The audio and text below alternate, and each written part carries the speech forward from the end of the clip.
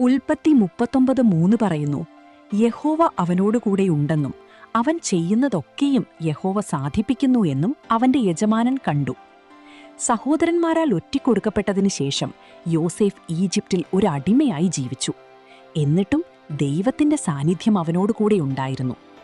ഈ വാക്യത്തിന്റെ ശ്രദ്ധേയമായ കാര്യം, അവിശ്വാസിയായ പോത്തിഫറിന് ദൈവം യോസേഫിനൊപ്പമുണ്ടെന്ന് കാണാൻ കഴിഞ്ഞു. യോസേഫിന്റെ സാഹചര്യങ്ങൾ ബുദ്ധിമുട്ടായിരുന്നു. പക്ഷെ അവന്റെ വിശ്വസ്തത, സമഗ്രത, ഉത്സാഹപൂർവകമായ പ്രവൃത്തി എന്നിവയിലൂടെ ദൈവത്തിന്റെ പ്രീതി പ്രകടമായിരുന്നു.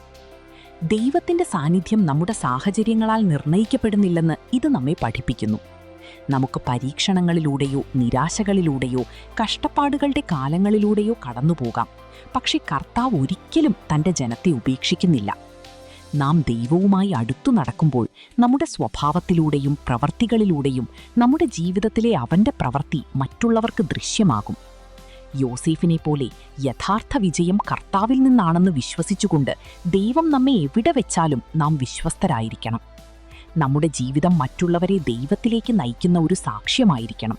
അങ്ങനെ അവർക്ക് നമ്മിൽ അവന്റെ കൈ പ്രവർത്തിക്കുന്നത് കാണാനും അവന് മഹത്വം നൽകാനും കഴിയും. ഏറ്റവും വലിയ അനുഗ്രഹം അഭിവൃദ്ധിയോ സ്ഥാനമോ അല്ല, മറിച്ച് ഏറ്റവും പ്രയാസകരമായ സാഹചര്യങ്ങളിൽ പോലും അഭിവൃദ്ധി പ്രാപിക്കാൻ നമ്മെ പ്രാപ്തരാക്കുന്ന ദൈവത്തിന്റെ സാന്നിധ്യമാണെന്ന് ഉൽപ്പത്തി 39:3 നമ്മെ ഓർമ്മിപ്പിക്കുന്നു.